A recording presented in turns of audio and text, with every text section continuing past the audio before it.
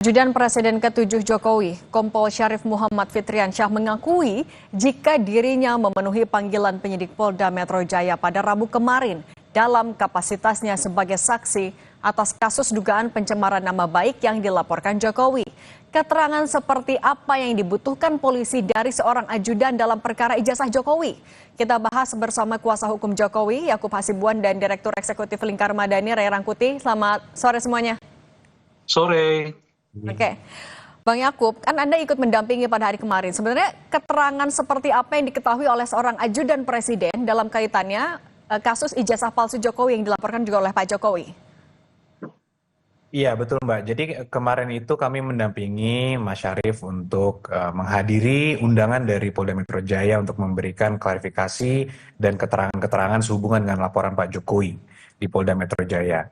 Nah, laporan ini kan sebenarnya sudah cukup lama menurut kami, pandangan kami, dan ini masih di tahap penyelidikan, sehingga ya kami lihat mungkin semakin cepat semua pihak mau taat hukum dan memberikan klarifikasinya sebagaimana diundang atau diminta, ya tentunya proses ini mungkin semakin cepat juga dapat berjalan.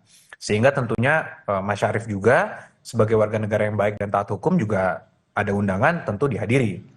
Ditanyanya juga seputaran apa yang beliau ketahui tentang laporan Pak Jokowi, dikonfirmasi juga mengenai tanggal-tanggal, lokasi-lokasi yang ada di laporan polisi yang telah dibuat oleh kami. Nah, selanjutnya juga yang menjadi pertanyaan, ada pihak-pihak juga yang mengaku sudah diundang juga namun menolak untuk hadir juga untuk memberikan klarifikasi. Nah, ini yang juga kami sayangkan, sedangkan di mana Pak Jokowi itu dilaporkan atau diadukan di Mabes Polri pun Pak Jokowi aja datang untuk memberikan klarifikasinya. Tapi kok ada pihak-pihak yang diundang Polda Metro Jaya yang selama ini mungkin dengan PD memberikan banyak keterangan di media-media, namun dipanggil Polda Metro Jaya atau diundang lah, bukan dipanggil, masih diundang untuk memberikan klarifikasinya sekitaran dengan hal-hal yang disampaikan di sosial media, di media massa dan sebagainya, tapi malah tidak mau hadir. Oke. Kan katanya ada advis dari kuasa hukumnya. Itu yang kami sayangkan, Mbak. Oke, Bang Yakub, tapi bentuk kami juga mengerti, ini kan kasus dugaan ijazah palsu yang diperkarakan oleh penuding kan terjadi saat Pak Jokowi masih kuliah. Nah, apa kaitannya kejadian itu dengan keterangan dari seorang ajudan Pak Jokowi? Apakah memang nama Kompol Syarif ini disebutkan oleh Pak Jokowi langsung sehingga memang harus dipanggil oleh polisi pada akhirnya? Bukan, artinya kan pada saat Pak Jokowi membuat laporan, tentunya kan di situ ada diterangkan kapan pertama Pak Jokowi mengetahui ada hal-hal yang mencemarkan nama baik atau keterangan yang menurut beliau adalah fitnah atau tidak benar. Nah, hal-hal ini tentunya kan disampaikan juga kepada beberapa orang. Jadi itulah yang dikonfirmasi ke orang-orang terdekat Pak Jokowi.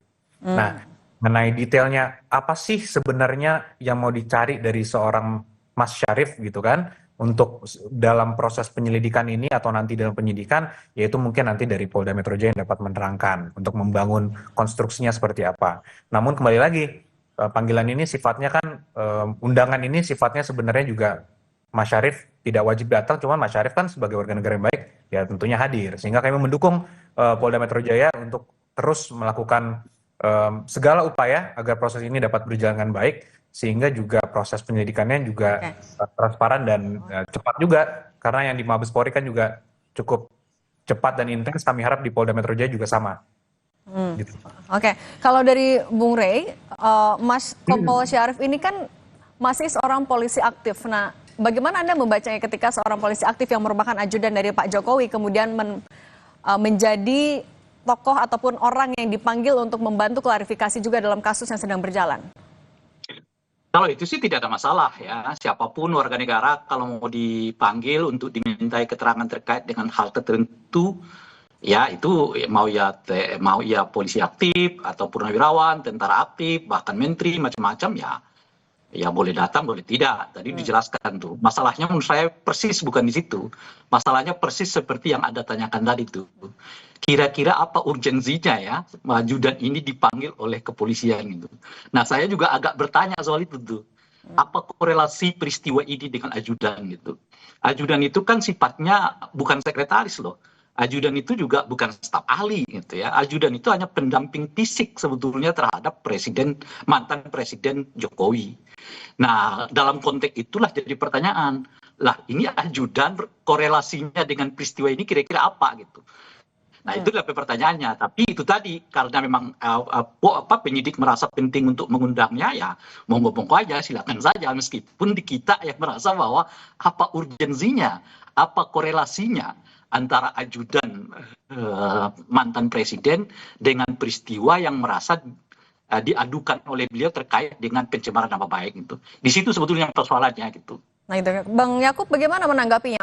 Apa urgensinya seorang ajudan? Kenapa tidak staf ahli yang lain ataupun sekretarisnya?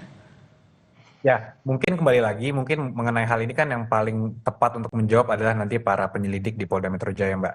Namun secara umum seorang saksi itu kan ketika diundang, sehubungan dengan suatu dugaan tindak pidana, tentu seorang saksi ini tentunya diduga telah mendengar, melihat, atau mengalami juga dugaan tindak pidana apa yang sedang dilakukan penyelidikan.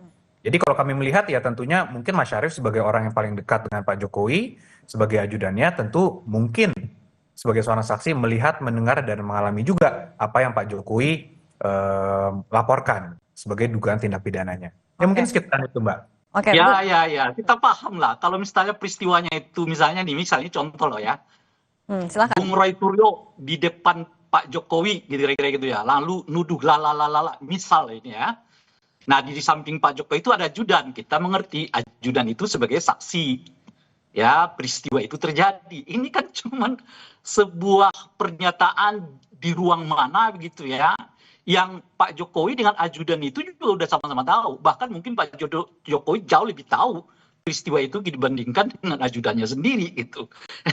itu ininya gitu maksud saya gitu. Kecuali misalnya sang ajudan pernah mendengar misalnya gitu ya, pernah ikut di dalam peristiwa di mana misalnya saudara Roy Suryo atau orang-orang yang sedang diadukan inilah melakukan apa yang disebut oleh Pak Jokowi itu sebagai tindakan pencemaran nama baik gitu. Nah mungkin kita paham, oh iya ada saat itu sang ajudan berada dalam peristiwa itu gitu loh kira-kira. Nah ini peristiwa relatif sebetulnya Pak Jokowi juga mengetahuinya dari dunia maya, ya kan, nggak langsung kepada Pak Jokowi itu gitu.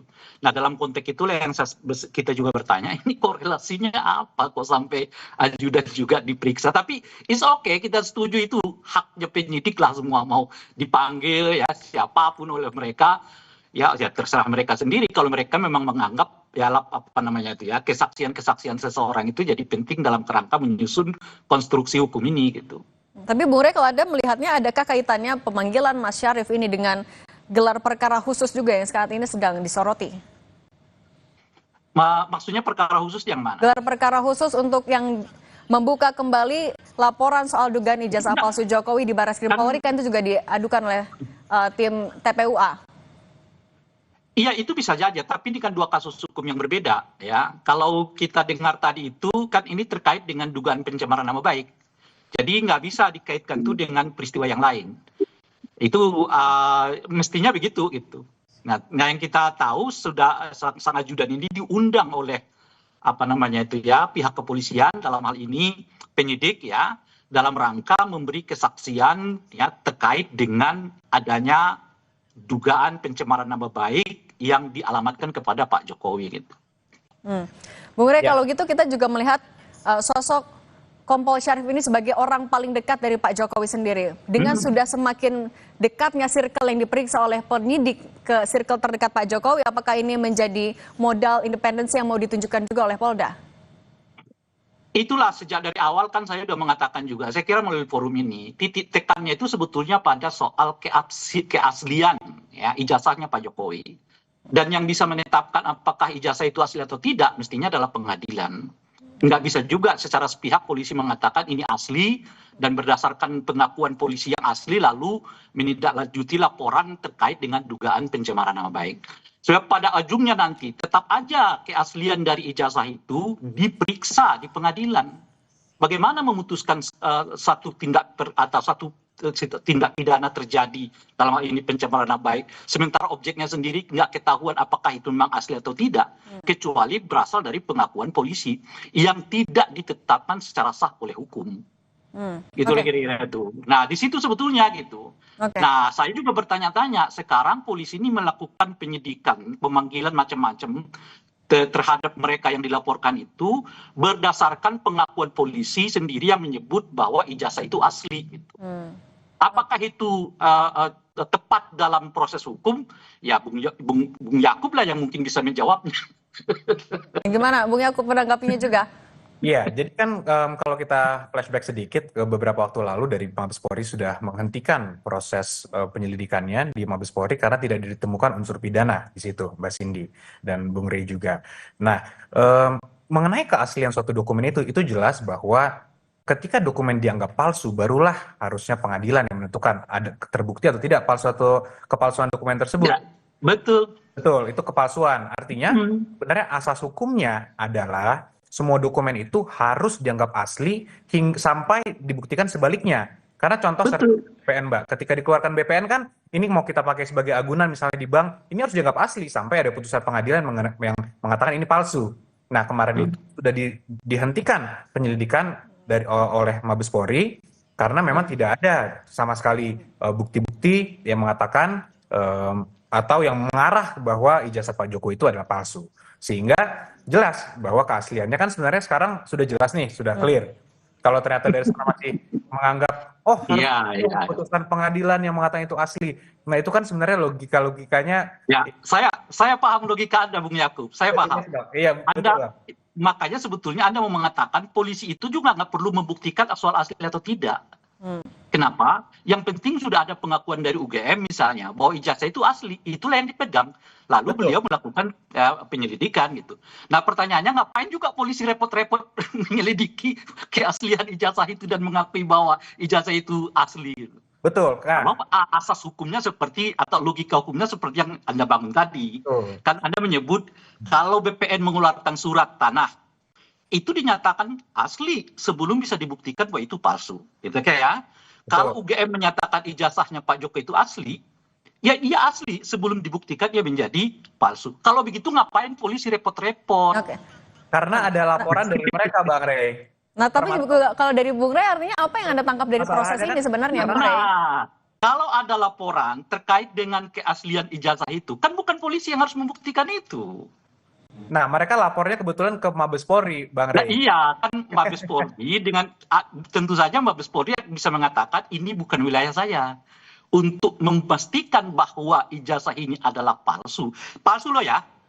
Iya. Kita bedakan dengan orang yang melaporkan pihak lain menggunakan ijazah palsu. Itu dua peristiwa yang berbeda.